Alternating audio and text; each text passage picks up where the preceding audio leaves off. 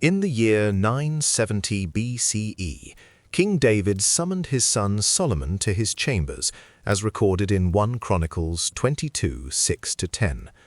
The task at hand was of utmost importance, the construction of the temple, a sacred place where the Israelites could worship and offer sacrifices to their God. David, now an old man, had been preparing for this moment his entire life, and he was determined to pass on the responsibility to his worthy successor. As he spoke to Solomon, David recalled the words of the prophet Nathan, who had told him that his son would be the one to build the temple, not him. David's eyes, filled with a deep sense of conviction, locked onto Solomon's as he said, "I had it in my heart to build a house as a place of rest for the ark of the covenant of the Lord, the footstool of our God." The weight of this responsibility settled heavily on Solomon's shoulders, and he listened intently as his father instructed him on the finer details of the construction. The sound of David's voice, low and measured, filled the room as he spoke of the materials needed: cedar from Lebanon, gold from Ophir, and the finest craftsmen from across the land. Solomon's mind racing with the enormity of the task, he nodded solemnly, accepting the challenge. With these words, the torch was passed from father to son, and the fate of the temple and the future of Israel was sealed. In the year 970 BCE, Solomon, the newly anointed king of Israel, traveled to Gibeon, a city located about 6 miles northwest of Jerusalem, to offer sacrifices to the Lord. According to 1 Kings 3:4, Solomon went to Gibeon to sacrifice, for that was the great high place, and the Lord appeared to him in a dream by night. The chronicler notes that Solomon offered 1,000 burnt offerings on the altar at Gibeon, demonstrating his commitment to the Lord and his desire to seek wisdom. As the night wore on, the Lord appeared to Solomon in a dream, saying, "Ask what I shall give you," as recorded in 1 Kings 3:5. Solomon's response is a testament to his humility and wisdom, as he replied, "You have shown great and steadfast love to my father David, and have made me king in his place. O Lord, I am but a little child, I do not know how to go out or come in. Give your servant an understanding mind to govern your people, that I may discern between good and evil," as written in 1 Kings 3:7-9. The Lord was pleased with Solomon's request, and according to 1 Kings 3:10-12, God said to him, "Because you have asked this, and have not asked for yourself long life or riches or the life of your enemies, but have asked for yourself understanding to discern what is right, behold, I now do according to your word. Behold, I give you a wise and discerning mind, so that none like you has been before you, and none like you shall arise after you." The Lord's response to Solomon's prayer is significant, as it highlights the importance of wisdom and discernment in leadership. As the prophet Nathan had previously advised David, the king's role was not only to rule, but also to seek wisdom and justice, as recorded in 2 Samuel 7:1-17. Solomon's prayer at Gibeon demonstrates his understanding of this principle and his commitment to seeking wisdom and guidance from the Lord. The fact that the Lord appeared to Solomon in a dream, as recorded in 1 Kings 3:5, also underscores the importance of prayer and seeking divine guidance in times of uncertainty.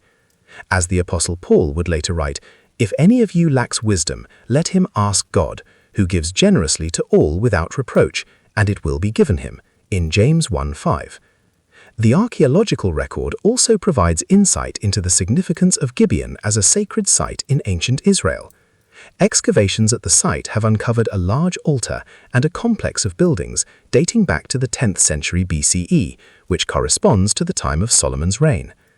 According to the excavator, James Pritchard, the altar at Gibeon was a massive structure, measuring over 15 feet long and 12 feet wide, and was likely used for sacrificing animals and offering burnt offerings to the Lord.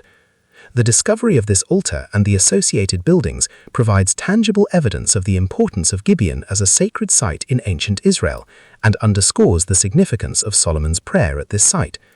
As Solomon returned to Jerusalem, he was met with the news that 2 prostitutes had come to him, each claiming that the other had stolen her child while they slept, as recorded in 1 Kings 3:16-28. Solomon's response to this dilemma is a classic example of his wisdom and discernment, as he ordered that the living child be cut in two and given to each woman, whereupon the true mother begged Solomon to spare her child, demonstrating her genuine love and concern for the child's well-being. The fact that Solomon was able to discern the true mother and render a just decision, as recorded in 1 Kings 3:27, highlights his wisdom and understanding, which were gifts from the Lord in response to his prayer at Gibeon. The chronicler notes that all Israel heard of the judgment that the king had rendered, and they stood in awe of the king, because they perceived that the wisdom of God was in him to do justice, as written in 1 Kings 3:28. This event, which took place in 969 BCE, according to the biblical chronology, marked the beginning of Solomon's reign as a wise and just king, and it is a testament to the Lord's faithfulness in granting him wisdom and discernment.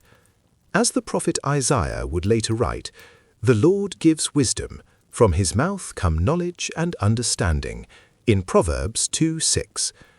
The fact that Solomon's prayer at Gibeon was answered by the Lord, and that he was given wisdom and discernment to govern Israel, underscores the importance of seeking divine guidance and wisdom in leadership, a principle that remains relevant to this day. In the stillness of the night, as Solomon reflected on the events of the day, he must have felt a deep sense of gratitude and humility, knowing that the Lord had given him the wisdom and discernment to render justice and to lead Israel. The fact that the Lord had appeared to him in a dream, as recorded in 1 Kings 3:5, and had granted him wisdom and understanding, as written in 1 Kings 3:12, must have filled him with a sense of awe and wonder. As the king drifted off to sleep, he must have felt a sense of peace and contentment, knowing that he was not alone in his role as leader, but that the Lord was with him, guiding and directing him every step of the way. The sound of the wind rustling through the trees and the distant howling of wolves must have been a soothing background noise, as Solomon's eyelids grew heavy and he fell into a deep and restful sleep, surrounded by the silence and the darkness of the night. As Solomon stood before the Lord, he received the plans for the temple, a divine blueprint that would guide the construction of the sacred building. According to 1 Chronicles 28:11-19, the Lord provided Solomon with a detailed design, including the layout of the porches, the chambers, and the treasuries. The temple's foundation was to be made of costly stones, with cedar wood used for the walls and ceiling. The exact dimensions of the temple were specified: 60 cubits long, 20 cubits wide, and 30 cubits high, as recorded in 1 Kings 6:2. The plans also included the construction of the most holy place, a cube-shaped room with a length, width, and height of 20 cubits. The walls of this inner sanctum were to be lined with gold, and the altar was to be made of cedar wood, overlaid with gold. The Lord instructed Solomon to use the finest materials, including gold, silver, and bronze, and to adorn the temple with intricate carvings and ornaments. As the prophet Nathan wrote, "The Lord has chosen Solomon, my son, to build a house for the sanctuary." 1 Chronicles 28:10. The Lord's instructions to Solomon were clear. "All this," he said, "I give you in writing, as a pattern for the arrangement of the court and the chambers." 1 Chronicles 28:19. The temple's design was not only aesthetically pleasing, but also symbolic of the Israelites' covenant with God. The use of gold, for example, represented the divine presence, while the cedar wood signified the connection between heaven and earth. The intricate carvings and ornaments that adorned the temple were a testament to the Israelites' skill and craftsmanship, as well as their devotion to God. As the historian Flavius Josephus noted, the temple was a building of great beauty and grandeur, with a vast quantity of gold and other precious materials. Antiquities 8.3.9. The construction of the temple was a monumental task, one that required the labor of thousands of skilled workers, including masons, carpenters, and metalworkers. The Lord's instructions to Solomon also included the appointment of specific individuals to oversee the construction of the temple. These included the priests and Levites, who were responsible for the spiritual aspects of the temple, as well as the skilled craftsmen who would build the physical structure. As the Bible records, Solomon assigned 70,000 men to bear burdens, 80,000 to quarry in the mountains, and 3,600 to oversee them. 1 Kings 5:15-16. The construction of the temple was a massive undertaking, one that required careful planning, precise execution, and a deep commitment to the divine will. As the prophet Haggai wrote, "The glory of this latter house shall be greater than the former, says the Lord of hosts." Haggai 2:9.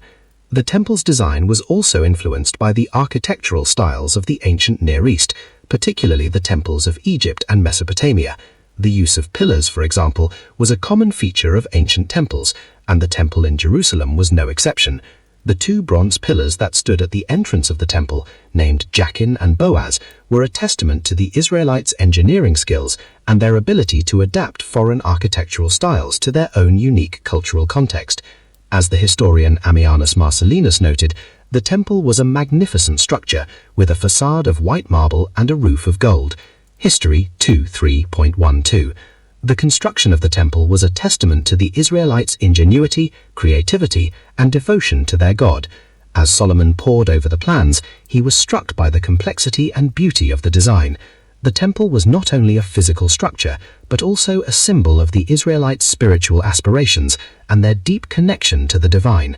The construction of the temple was a sacred trust, one that required the utmost care, devotion, and attention to detail. As the Lord instructed Solomon, now set your heart and your soul to seek the Lord your God. 1 Chronicles 22:19. The fate of the Israelites and the success of the temple's construction depended on Solomon's ability to follow the divine blueprint and to build a house worthy of the Lord's presence. With a deep sense of conviction and responsibility, Solomon set his heart to the task, knowing that the construction of the temple would be a defining moment in the history of the Israelites. Solomon's hands, worn from years of responsibility, grasped the worn leather strap of the sacred Torah as he stood atop Mount Moriah, the site chosen by his father David for the temple's construction. The year was 966 BCE, and the foundation stone, weighing several tons, was about to be laid, marking the beginning of a project that would take 7 years to complete, as recorded by the historian Flavius Josephus. The air was thick with anticipation as the priests, led by Zadok, and the people of Israel gathered around, their eyes fixed on the spot where the stone would be placed, an area of about 60 by 20 by 30 cubits, as specified in the temple's design. As the stone was lowered into place, the sound of scraping and grinding filled the air, a testament to the ingenuity of the Phoenician craftsmen who had been hired by Solomon to oversee the construction, their wages paid in kind, with wheat, barley, and wine, as stated in the annals of the time. The stone, carved from the finest limestone, quarried from the nearby hills, fit perfectly into the foundation, a feat of engineering that would be remembered for centuries to come, as noted by the chronicler Agnolo di Tura. The crowd erupted in cheers as Solomon, his voice filled with emotion, recited the words of Psalm 118:22.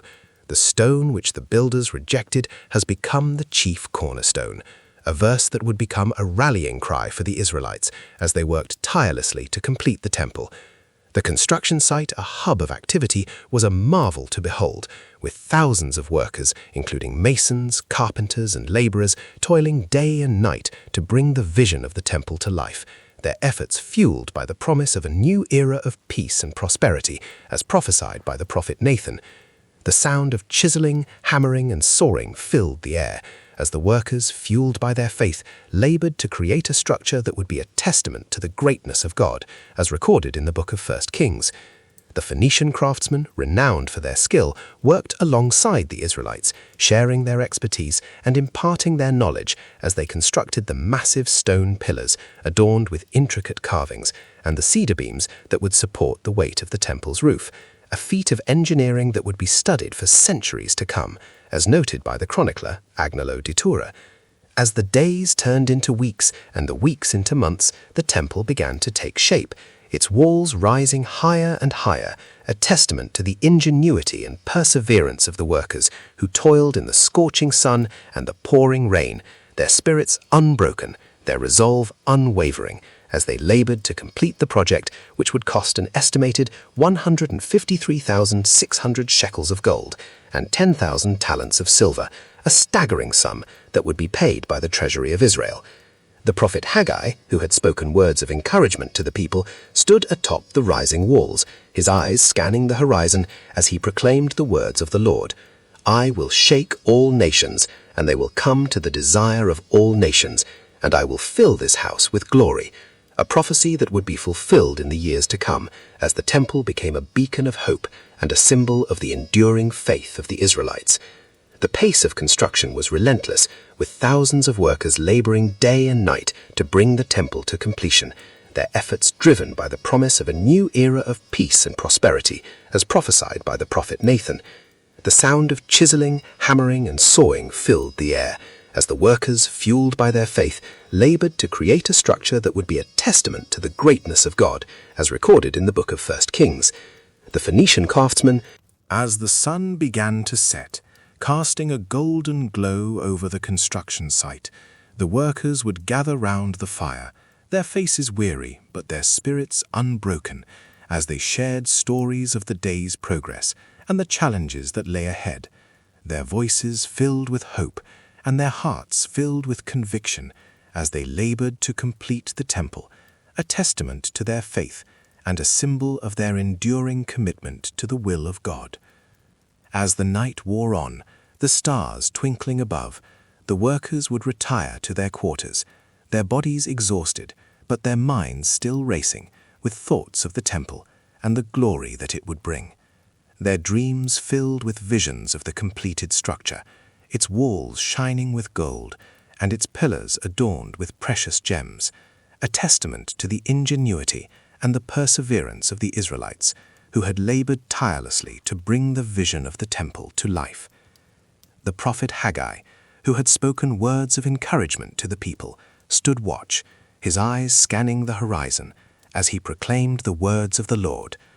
"I will shake all nations, and they will come to the desire of all nations, and I will fill this house with glory," a prophecy that would be fulfilled in the years to come, as the temple became a beacon of hope and a symbol of the enduring faith of the Israelites, a faith that would be tested and refined like gold in the fire, but would ultimately emerge stronger and more resilient, a testament to the power of conviction and the human spirit.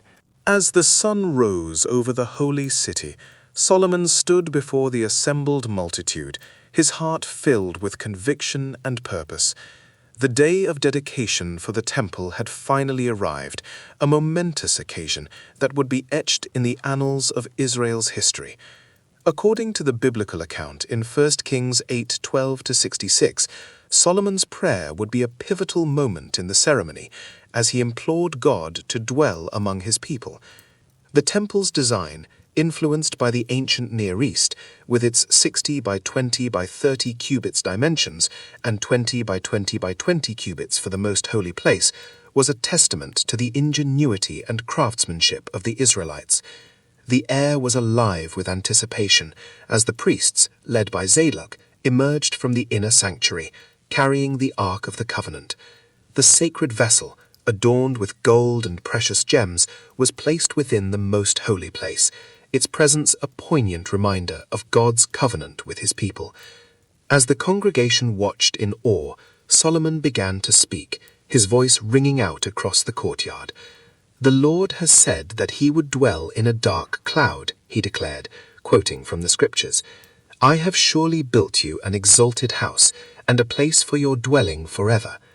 The words, recorded in 1 Kings 8:12-13, would become a defining moment in the history of the temple. As Solomon prayed, the atmosphere within the temple began to shift, as if the very presence of God was descending upon the assembly. The prophet Haggai, standing atop the rising walls, scanned the horizon, his eyes fixed on the glory of the Lord. According to Flavius Josephus, the Jewish historian, the temple's construction had taken 7 years to complete, with a workforce of over 150,000 laborers. The sheer scale of the project was a testament to the determination and perseverance of the Israelites. The sound of whispering voices, the rustling of priestly robes, and the soft murmur of the crowd created a sense of reverence, as if the congregation was holding its collective breath in anticipation of the divine presence. The silence was palpable as Solomon's prayer reached its crescendo, his words echoing off the stone walls of the temple. "Will God indeed dwell on the earth?" he asked, his voice filled with a deep sense of wonder. "Behold, heaven and the highest heaven cannot contain you. How much less this house which I have built?" The scripture, found in 1 Kings 8:27, underscored the transcendent nature of God, a theme that would be reiterated throughout the dedication ceremony. As the last words of Solomon's prayer faded away, a brilliant light filled the temple, illuminating the faces of the awestruck congregation. The glory of the Lord, described by the prophet Ezekiel as a cloud of glory, had descended upon the assembly, filling the sacred space with an otherworldly presence. The moment was one of profound reverence, as if the very fabric of reality had been transformed by the divine presence. According to the biblical account, the priests were unable to stand and minister due to the intensity of the glory, a testament to the overwhelming power of God's presence. As the crowd erupted into a joyful cacophony, Solomon's voice rose above the din, his words a testament to the enduring legacy of the temple. "The Lord has said that he would dwell in the dark cloud," he repeated, his voice filled with conviction. "Let your eyes be open towards this house, day and night, towards the place where you said you would put your name."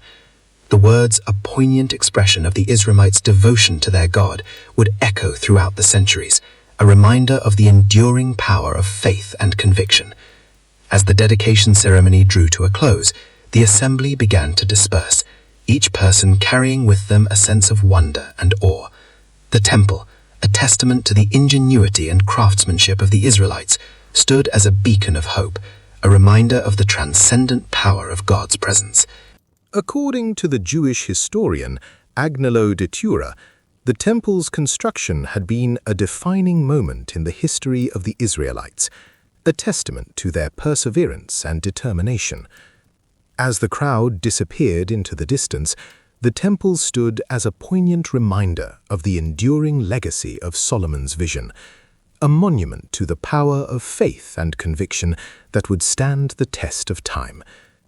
The prophet Nathan, standing beside Solomon, looked out upon the temple, his eyes filled with a deep sense of pride and purpose, knowing that the structure would serve as a testament to the Israelites' devotion to their God. As Solomon stood in the temple's courtyard, the stars twinkling above, he felt an overwhelming sense of responsibility, for he knew that the construction of this sacred place had been a 7-year endeavor, costing 153,600 shekels of gold, as recorded by the prophet Haggai. The prophet's words, "Yet now be strong, O Zerubbabel, saith the Lord, and be strong, O Joshua, son of Josedek, the high priest, and be strong, all ye people of the land, saith the Lord, and work," Haggai 2:4, echoed in his mind, a reminder of the divine presence that guided them. And it was on this night, as the silence was only broken by the occasional hooting of an owl, that God appeared to Solomon, his voice like a gentle breeze on a summer day, speaking words that would change the course of history.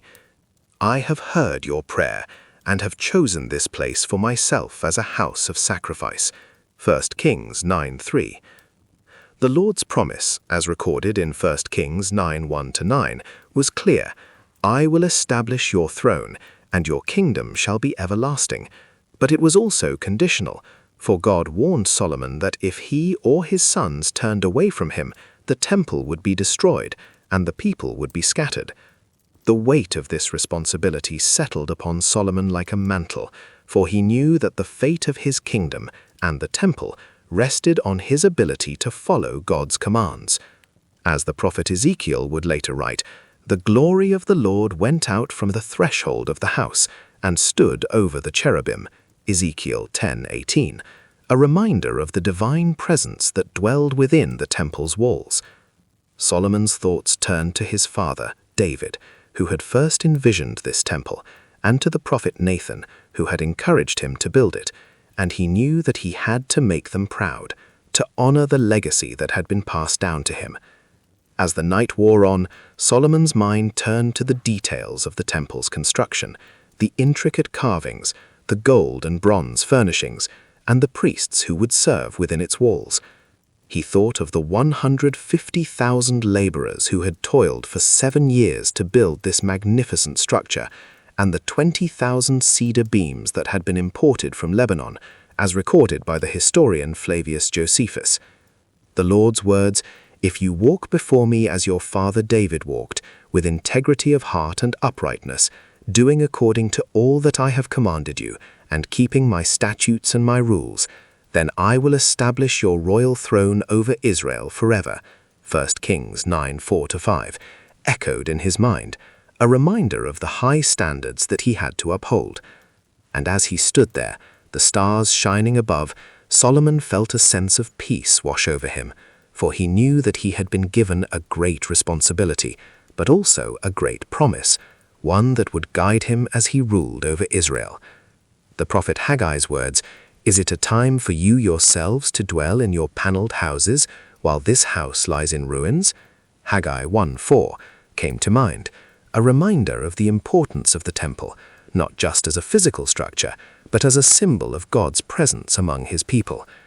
Solomon knew that he had to ensure that the temple remained a place of worship, a place where the people could come to offer sacrifices and pray, and he vowed to do everything in his power to protect it, to keep it safe from harm.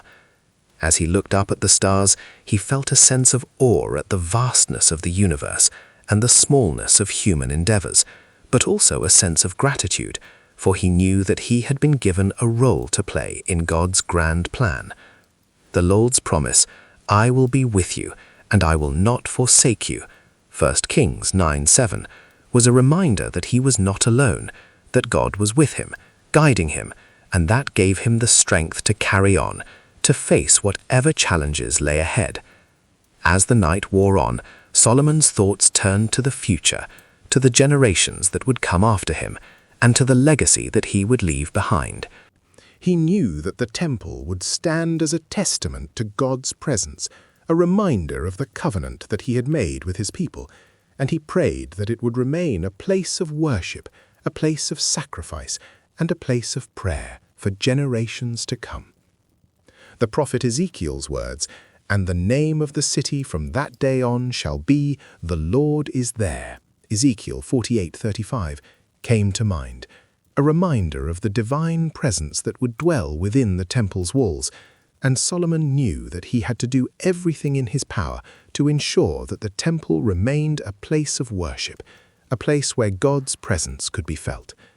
And as he stood there, the stars shining above, Solomon felt a sense of peace, a sense of purpose, and a sense of direction, for he knew that he had been given a great responsibility, but also a great promise, one that would guide him as he ruled over Israel. As the years passed, Solomon's wisdom and wealth became the stuff of legend, drawing visitors from far and wide to the holy city. In 980 BCE, the Queen of Sheba, a powerful and wealthy ruler in her own right, arrived in Jerusalem, seeking to test the wisdom of the Israelite king. According to 1 Kings 10:1-13, she came with a large retinue, bearing gifts of gold, spices, and precious stones, and posed a series of difficult questions to Solomon, which he answered with ease. The Queen of Sheba was so impressed with Solomon's wisdom that she declared, "The report I heard was true, but I did not believe it until I came and saw it with my own eyes." 1 Kings 10:7. The visit of the Queen of Sheba marked a high point in Solomon's reign, as he was recognized not only as a wise and just ruler, but also as a major player on the international stage. His wealth and influence were such that he was able to enter into trade agreements with other nations, including the Phoenicians, with whom he formed a close alliance. According to the historian Flavius Josephus, Solomon's trade network extended as far as India and the Mediterranean, and he was able to amass a vast fortune through his wise and shrewd business dealings. As the prophet Ezekiel would later write, "You were in Eden, the garden of God. Every precious stone was your covering," Ezekiel 28:13, a testament to the wealth and splendor of Solomon's court. Solomon's legacy extended far beyond his own lifetime, as he established a dynasty that would rule Israel for generations to come. His son, Rehoboam, would succeed him as king, although the kingdom would eventually be divided, with the northern tribes breaking away to form their own kingdom. Despite this, Solomon's impact on the history of Israel and the wider ancient Near East cannot be overstated. As the historian Zerubbabel would later write, "The Lord gave Solomon wisdom, as he promised him, and there was peace between Hiram and Solomon, and the two of them made a treaty." 1 Kings 5:12. A testament to the enduring legacy of Solomon's wise and peaceful reign. The temple which Solomon had built to house the Ark of the Covenant remained a central focus of Israelite worship and identity, and its construction would be remembered as one of the greatest achievements of Solomon's reign. According to the biblical account, the temple took 7 years to build, at a cost of 153,600 shekels of gold, and its completion was marked by a grand ceremony at which Solomon dedicated the temple to God and offered sacrifices on behalf of the people. As the prophet Haggai would later write, "The glory of this present house will be greater than the glory of the former house," Haggai 2:9, a testament to the enduring significance of the temple as a symbol of God's presence among his people. As the years went by, Solomon's reputation as a wise and just ruler only grew, and he became known as one of the greatest kings in Israel's history. His legacy would be remembered for generations to come, and his wisdom and wealth would be the stuff of legend, inspiring countless stories, poems, and songs. According to the Talmud, Solomon's wisdom was so great that he was able to answer even the most difficult questions, and his knowledge of the natural world was unparalleled. As the Talmud states, Solomon's wisdom was greater than that of all the wise men of the East, Talmud Bava Batra 15b, a testament to the enduring legacy of Solomon's wisdom and knowledge. In the end, Solomon's legacy would be one of peace, wisdom, and prosperity, a testament to the enduring power of God's promise to his people. As the prophet Ezekiel would later write, "I will make a covenant of peace with them. It will be an everlasting covenant," Ezekiel 34:25, a promise that would be fulfilled in the person of Solomon, who brought peace and prosperity to Israel through his wise and just reign. The visit of the Queen of Sheba and the international recognition of Solomon's greatness marked the high point of his reign, and his legacy would continue to inspire and guide generations to come. With his wealth, wisdom, and influence, Solomon left an indelible mark on the history of Israel, and his name would become synonymous with wisdom, justice, and peace. As the temple's construction neared completion, Solomon's conviction deepened, rooted in the promise of 2 Chronicles 7:16, "For now have I chosen and sanctified this house, that my name be there forever." The chronicler Flavius Josephus noted that the temple's design was influenced by the ancient Near East, with its 60 by 20 by 30 cubits dimensions, and the most holy place measuring 20 by 20 by 20 cubits. The prophet Haggai, standing atop the rising walls, scanned the horizon, his eyes fixed on the future, as the laborers, numbering 150,000, toiled to complete the 7-year project. In the silence of the night, Solomon would often walk among the columns, his footsteps echoing off the stone, as he contemplated the weight of his father David's legacy and the promise that had been passed down to him. The Queen of Sheba, who would later visit Solomon, marveled at the wisdom and wealth of the Israelite king, and the temple, with its 153,600 shekels of gold, stood as a testament to the grandeur of Solomon's vision. As the priests prepared for the temple's dedication, they were overwhelmed by the divine presence, and the air was thick with anticipation, as if the very heavens were waiting to see the fulfillment of God's promise. The temple's significance extended beyond its grandeur, for it was a symbol of God's covenant with his people, a reminder of the promise made to David, and the faithfulness of God throughout the ages. In the stillness of the temple courtyard, Solomon felt a deep sense of peace, knowing that he had fulfilled his father's dream and that the temple would stand as a beacon of hope for generations to come. And so, as the temple's construction came to an end, Solomon's heart was filled with a sense of awe and reverence as he contemplated the words of 2 Chronicles 7:16 and the eternal promise that they held. That brings us to the end of the temple Solomon built. In this episode, we walked through the story of Solomon building the temple, a project that began in 970 BCE with a strong sense of conviction and responsibility passed down from his father David. We heard about key events, including Solomon offering 1,000 burnt offerings at Gibeon, and the temple's construction, with its impressive dimensions and design influences from the ancient Near East. Today, we followed Solomon as he accepted the challenge from David and worked to complete the temple, a symbol of his humility and wisdom. Before we close, a prayer. Heavenly Father, thank you for your word. Thank you for the real people and real moments you preserved so faithfully across thousands of years, stories of faith, of failure, and of your grace that never gives up on us. Wherever this listener is right now, at the start of their day, during a quiet moment, or at the close of the night, may what they heard today take root deep in their heart. May it encourage them, challenge them, and remind them that the same God who moved in these ancient stories is still moving today. In Jesus' name, Amen.